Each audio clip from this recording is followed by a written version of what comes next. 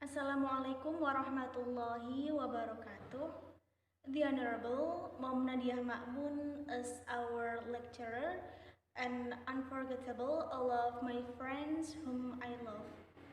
First of all, let's thank to Allah Subhanahu wa Ta'ala who has given us many mercies and blessings until today. Praise and salutation upon our Prophet Muhammad Sallallahu Alaihi Wasallam, the last messenger, the person who was able to save us from Jahiliyah era. Okay, in this occasion, we are from fourth group, consists of me as the first speaker.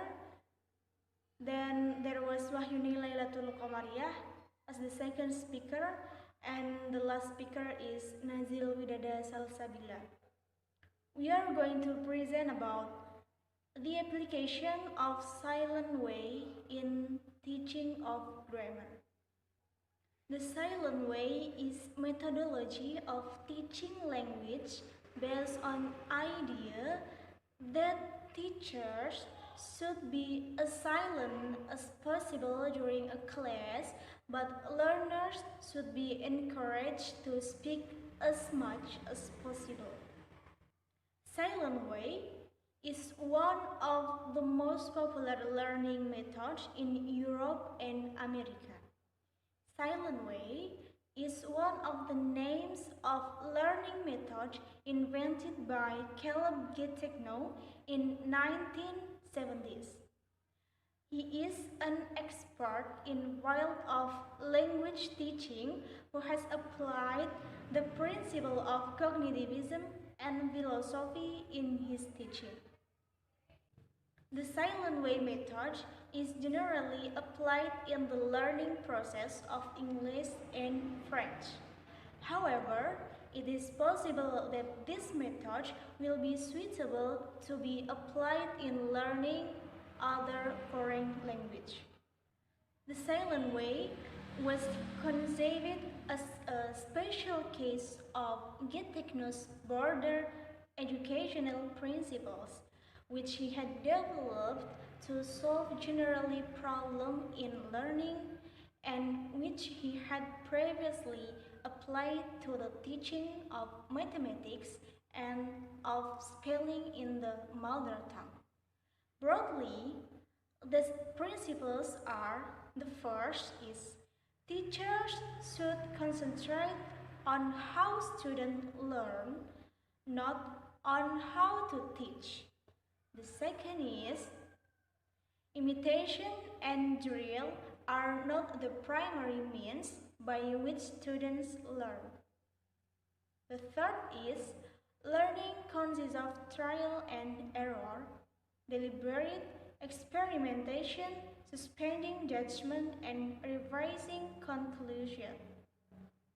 The fourth is in learning, learners draw on everything that they already know, especially their native language. And the last is the teacher must not interfere with the learning process. The silent way method is a learning method in which students are active in the learning process. The teacher is mostly silent, but the teacher actively uses movement, pictures, and design to provoke and warm reaction. The teacher creates an environmental atmosphere that encourages students to experiment and provide facilities in the learning process. This method is offered as a response to traditional language teaching methods where the teachers do most of the talking and are very active in dominating classroom activities. The silence in this approach is used to focus students' attention, elicit their responses, and encourage them to correct their own mistakes, so that learners are not only listeners but also take an active role in learning. I will give a few examples of how to apply the silent way in the process of learning English. Example: the teacher takes a red pencil, then shows it to the student. Then the teacher says, a red pencil. Then the teacher tries again with another color, then says, a yellow pencil. Then the teacher takes another pencil with a different color. Then the teacher gives a signal to the student to guess. Okay, the next material is reviewing the principles. As you can see, the silent way has a great many principles. Perhaps we can come to a fuller understanding of them if we consider the answer to our 7 questions. The first question is, what are the goals of the teacher who use silent ways? Students should be able to use the language for self-expression, to express their thought, perception, and feelings. In order to do this, they need to develop independence for their teacher to develop their own inner criteria for correctness. Students become independent. Therefore, teacher should give them only what they absolutely need to promote their learning. Continue to the second question. What is the role of the teacher? And what is the role of the student in this way? The role of the teacher. The teacher is a technician or engineer. The teacher relying on what his student already know and can give what help is necessary. Focus the student, perception force their awareness, and provide exercise to ensure their facilities with the language or the topic they want to learn. And the role of student is to make use of what they know, to free themselves, and to actively engage in exploring the language. Mr. Cadigno ever says, to learn is our responsibility.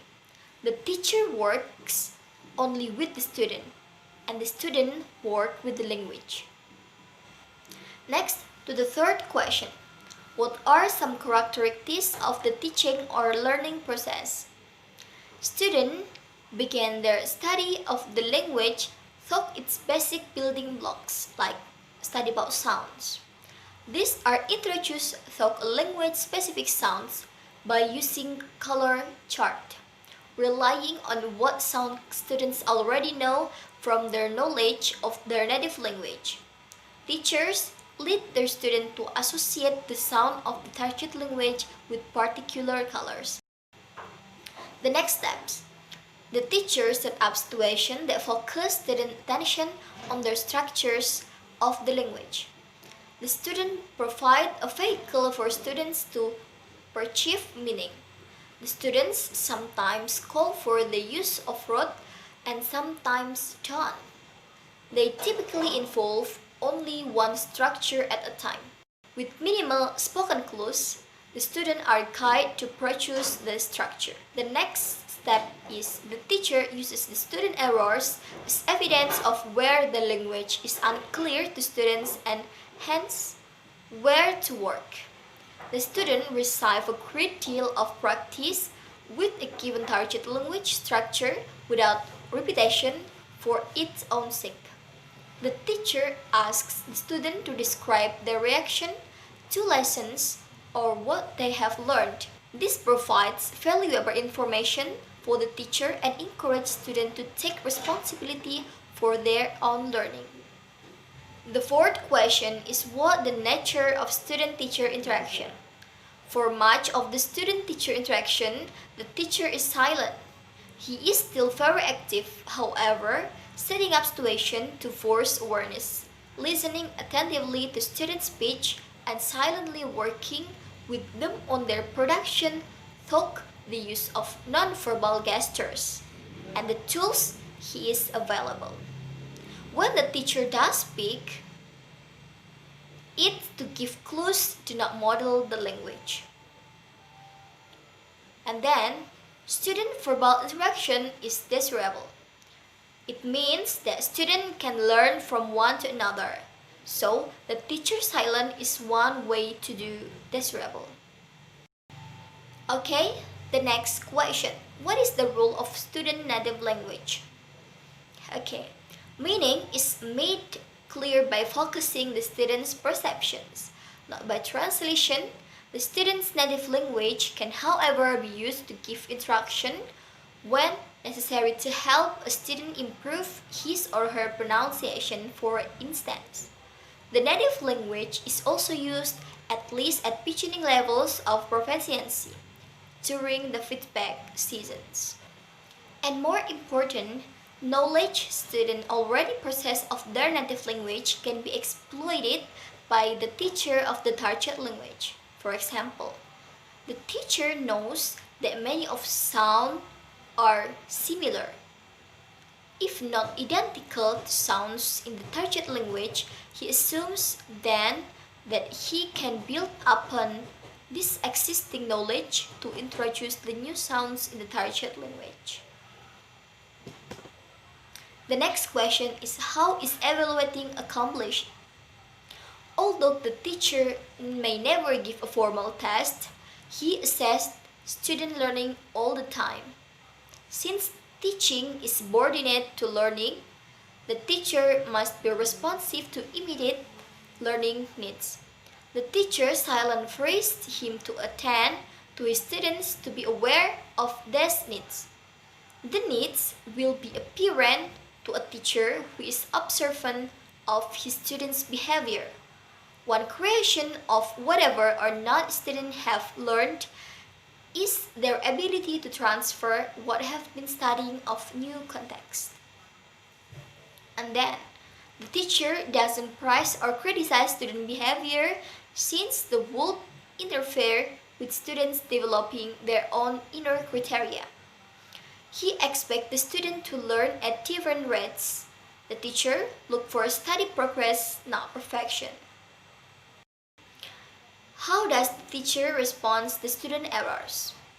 Student errors are seen as natural and it's a part of the learning process. Errors are inevitable since the students are encouraged to explore the language.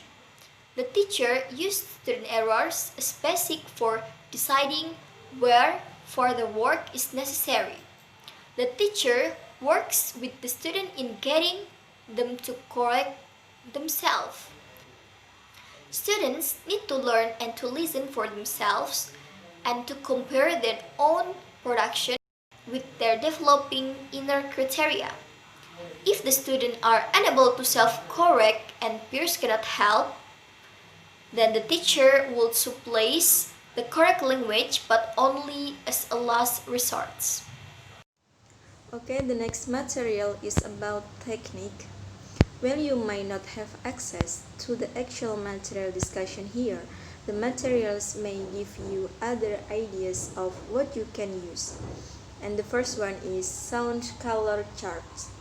The charts contains block of color, each one representing a sound in the target language. The teacher and later the students point to blocks of color on the charts to from syllabus, word, and even sentence.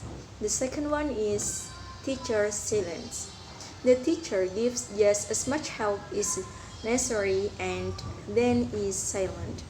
Or the teacher set up an ambiguous situations, put a language structure into circulation.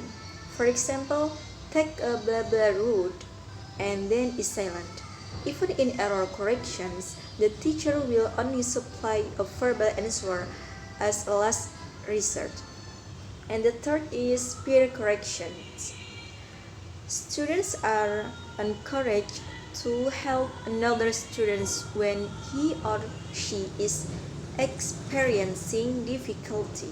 It's important that any help be offered in a cooperative manner, not a competitive one. The teacher monitors the aid so that is helpful, not interfering. And then is route. Roots can be used to provide visible actions or situation for any language structure, to introduce it, or to enable students to practicing use it. And then is self-correction gesture. We already and later the students self-correction gesture. We already examined some self-correction technique in the chapter on the direct method.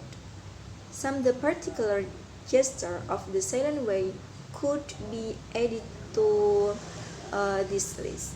For example, in the class observe the teacher pat his palms together and then move them outwards to signal to students the need to lighten the particular vowel they were working on. And then is word chart. The teacher and later the students points to words on the word charts in a sequence so that students can read aloud the sentence they have spoken. And then is fiddle charts. In the fiddle charts, the teacher and later the students points to be color-coded fiddle charts.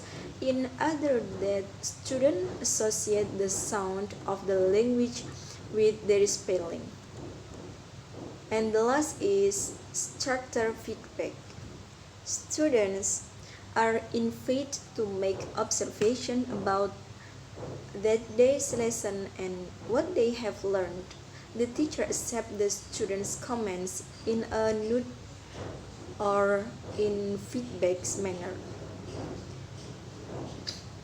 Here things that will help give him direction for where we should work when the class meets again. And the last is conclusion. In this material, in this chapter, we saw a beginning lesson and an intermediate lesson, but the silent way is used with advanced students too. For the students, the same principles apply and the same charts are used. In addition, there are pictures for topical vocabularies, books for American culture settings, and an introductions to literature. We have avoided referring to the silent way as a method since Gategno says it's not one. Proponents of the silent way claim its principles are for reaching, affecting not only education, but the way one perceives the living of life itself. Nevertheless, there clear are implications for language teaching, and you should ask yourself whether there are implications for you. And that's all about material in our group. And thank you for your attention. And the last, wassalamualaikum warahmatullahi wabarakatuh.